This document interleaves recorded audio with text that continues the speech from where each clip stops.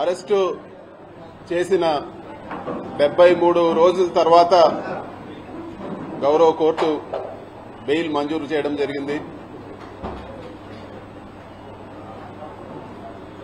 దాదాపు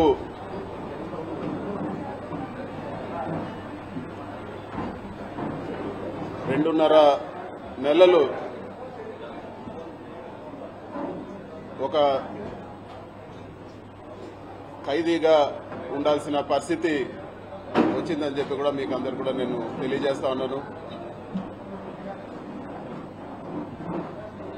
గౌరవ కోర్టు పెట్టిన ఆంక్షల మేరకు ఈ కేసు గురించి వివరంగా మాట్లాడేదానికి పర్మిషన్ లేదు. అయినా కూడా ఒక మాట నేను చెప్పదలుచుకున్నాను. గౌరవ కోర్టు ఇచ్చిన బెయిల్ ఆర్డర్ని ఒకసారి చదవమని కూడా నేను అందరిని కూడా అడుగుతున్నాను. దాంట్లో ఇచ్చిన పాయింట్స్ 100% నిజమని చెప్పి కూడా నేను తెలియజేస్తా ఉన్నాను.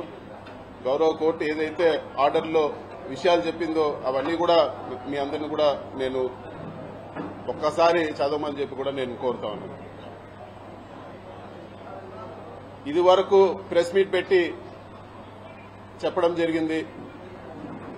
ఎన్ని ఇబ్బందులు పెట్టినా కూడా, ఎటువంటి ఇబ్బందులు పెట్టినా కూడా ఎదుర్కొనేదానికి సిద్ధంగా ఉంటామని చెప్పి ఈరోజు ఇన్ని రోజులు జైల్లో పెట్టిన తర్వాత కూడా మళ్లీ అదే మాట చెప్తా ఉన్నాను. ఎక్కడ కూడా అధైర్యపడే ప్రసక్తే ఉండదు. ఎక్కడ కూడా ఈరోజు పార్టీని ఇబ్బంది పెట్టినా వెనక తగ్గే ప్రసక్తి ఉండదని చెప్పి కూడా నేను ఈరోజు తెలియజేస్తా ఉన్నాను. ఇది ప్రతిసారి తెలుగుదేశం పార్టీ అధికారంలో ఉన్నప్పుడు, ఎప్పుడు తెలుగుదేశం పార్టీ అధికారంలోకి వచ్చినా కూడా కేసులు పెట్టే పరిస్థితి చూస్తూనే ఉన్నాము. 2014-19లో కూడా తప్పుడు కేసు పెట్టి జైల్లో పెట్టడం జరిగింది. అప్పుడు కూడా చెప్పినాను, ఇది తప్పుడు కేసు, ఇది కేవలం హరాస్మెంట్ చేసేదానికే పెడుతున్నారని ఆ రోజు కూడా నేను చెప్పడం జరిగింది. అయినా కూడా అక్రమంగా అరెస్ట్ చేసి నన్ను, బిఎం మధుసూదన్ రెడ్డి గారిని, చెవిరెడ్డి భాస్కర్ రెడ్డి గారిని కూడా ఆ రోజు కూడా జైల్లో పెట్టడం జరిగింది. తర్వాత ఎవరైతే కేసు పెట్టించారో అదే వ్యక్తి కోర్టులో వచ్చి చెప్పడం జరిగింది, ఎక్కడ కూడా బలవంతంగా మా దగ్గర పెట్టించారు, వీళ్ళు తప్పు చేయలేదని చెప్పి ఆ కేసు కూడా కొట్టేయడం జరిగింది.